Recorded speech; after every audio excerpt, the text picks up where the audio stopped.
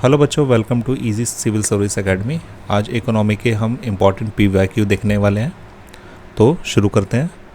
तो पहला क्वेश्चन है, mix economy in India means Bharat में मिश्रित अर्थव्यवस्था का क्या अर्थ है?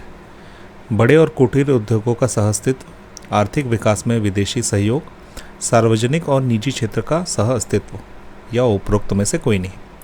तो इसका सही उत्तर है सी, को existence of public and private sector, यानी कि सार्वजनिक और निजी क्षेत्रों का सह अस्तित्व। क्वेश्चन 2, मिक्स इकोनॉमी का क्या मतलब है? मिश्रित अर्थव्यवस्था क्या है?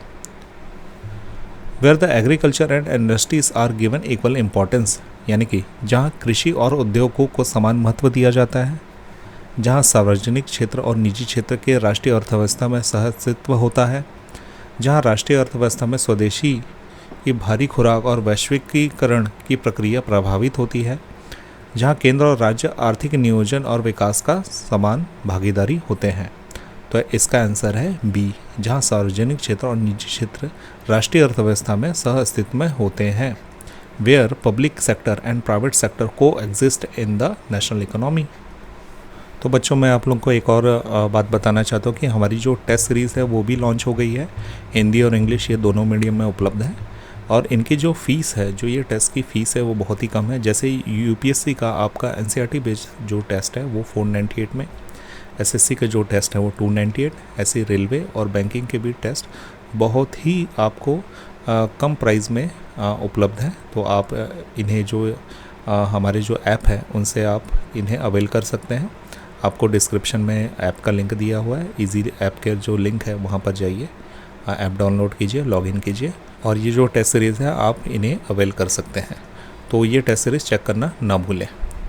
अगला क्वेश्चन, इंडियन इकोनॉमी इस भारतीय अवस्था है मिश्रित अर्थव्यवस्था, समाजवादी अर्थव्यवस्था, पूंजीवादी अर्थव्यवस्था, या गांधी समाजवादी अर्थव्यवस्था? मिक्स इकोनॉमी, सोशलिस्ट, कैपिटलिस्ट, या गांधीयन सोशलिस्ट इकोनॉमी? तो इसका सही उत्तर है मिश्रित अर्थव्यवस्था, यानी कि मिक्स इकोनॉमी है।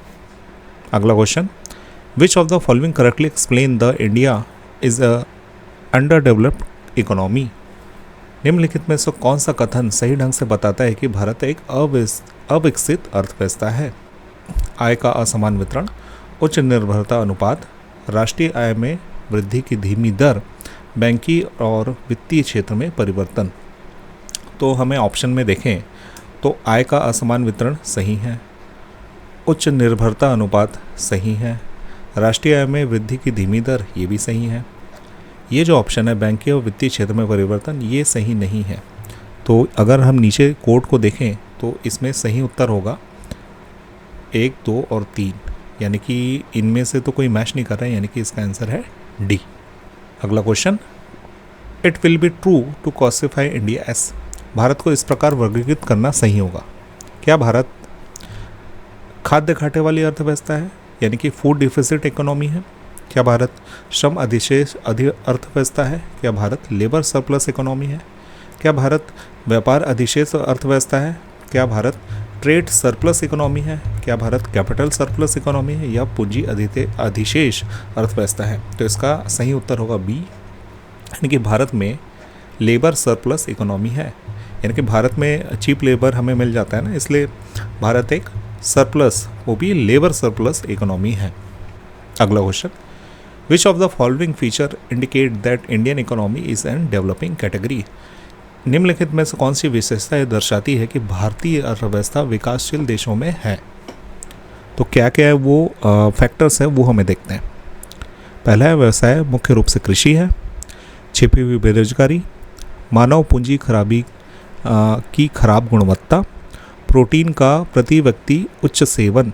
तो इनमें से हमें वो कारक, वो फैक्टर देखने हैं जिसके कारण भारत को विकासशील देशों की श्रेणी में रखा गया है।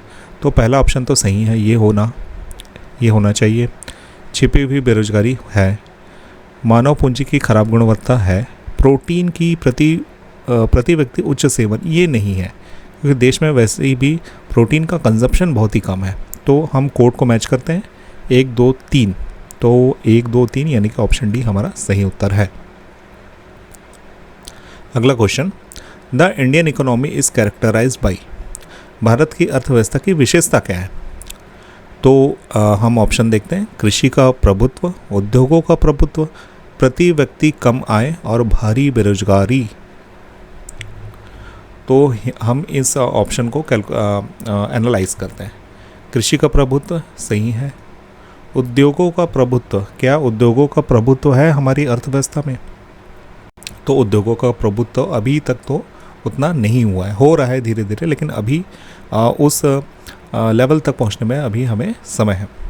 प्रति व्यक्ति कम आय, बिल्कुल आज भी जो हमारे पर कैपिटा इनकम है बहुत कम है, और बेरोजगारी की समस्या तो है। तो ऑप्शन में हम देखें तो 1 3 4 मैच कर रहा है डी से, तो सही ऑप्शन है डी। अगला question, Indian model of development insurance interest of, यानी कि भारत का जो विकास का मॉडल है वो किसके हित को सुनिश्चित करता है? व्यक्ति, राज्य, राज्य और व्यक्ति दोनों, उपरोक्त में से कोई नहीं, यानी कि पर्सन, स्टेट एंड पर्सन, यानी कि दोनों को, या इनमें से कोई नहीं। तो भारत का जो मॉडल ऑफ डेवलपमेंट है वो राज्य और व्यक्ति दोनों को क्या करता है? उनके हितों को सुनिश्चित करता है, यानी कि दोनों के इंटरेस्ट को देखता है। तो ऑप्शन होगा सी, स्टेट एंड पर्सन बोथ। अगला question, which of the following is non economic element growth of the country? तो भारत में हम देखें, भारत के हिसाब से अगर हम देखें तो भारत के विकास में गैर आर्थिक तत्व कौन सा है? यानी कि ये 4 ऑप्शन में से हमें बताना है कि गैर आर्थिक तत्व कौन सा है। ऑप्शन देखते हैं, social behaviour, natural resources, energy resources या कैपिटल रिसोर्सेज। सामाजिक व्यवहार, प्राकृतिक संसाधन, ऊर्जा संसाधन या पूंजी संसाधन। तो इसका उत्तर होगा सामाजिक व्यवहार, यानी कि सोशल बिहेवियर। सोशल बिहेवियर है वो एक नॉन इकोनॉमिक एलिमेंट है। इसके साथ ही जल्दी ही हमारा एक कंप्लीट इंडियन जीएस का भी कोर्स लॉन्च होने वाला है, जो कि आपको 80 रुपीज़ के अराउंड ये पड़ेगा। इसमें क्या होगा कि आप यूपीएससी, जितने भी स्टेट पीएससी हैं और जितने भी एसएससी, रेलवे जैसे जो एग्ज़ाम है, जैसे व्यापम इत्यादि की आप तैयारी कर रहे हैं, तो इसके जो जीएस वाला पोर्शन है, जैसे कि पॉलिटी, इकोनॉमी, जियोग्राफी और साइंस एंड टेक, ऐसे जितने भी सब्जेक्ट हैं, लगभग 7 सब्जेक्ट है, इनकी आप तैयारी मात्र लगभग 80 रुपये के अराउंड में आप कर पाएंगे। तो ये कोर्स जल्दी ही लॉन्च होने वाला है, इसलिए चैनल पर बने रहें और चैनल को सब्सक्राइब कर लें, ताकि जैसे इसका नोटिफिकेशन आएगा आप ये कोर्स को अवेल कर पाएँ।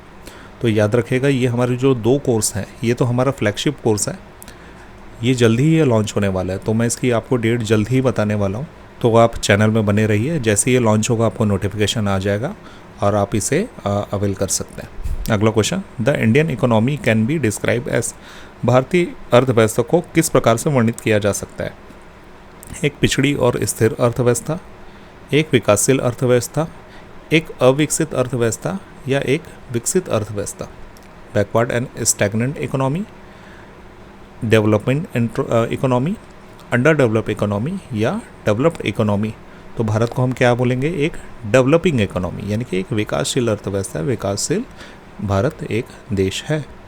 तो ऐसी और वीडियो के लिए आप चैनल से जुड़े रहिए, चैनल को सब्सक्राइब जरूर करना, और आपके जो भी डाउट्स हैं और जिस भी टॉपिक पर वीडियो चाहते हैं आप कमेंट सेक्शन में ज़रूर बताएं। उस टॉपिक से वीडियो बनाने की कोशिश मैं पूरी करूँगा। और हमारा जो कोर्स लॉन्च होने वाला है उसके लिए आप नोटिफिकेशन बेल ऑन कर लेना और चैनल पे बने रहना, सब्सक्राइब कीजिए, शेयर कीजिए, और मिलते हैं अगले वीडियो में। तब तक के लिए थैंक्स फॉर वॉचिंग।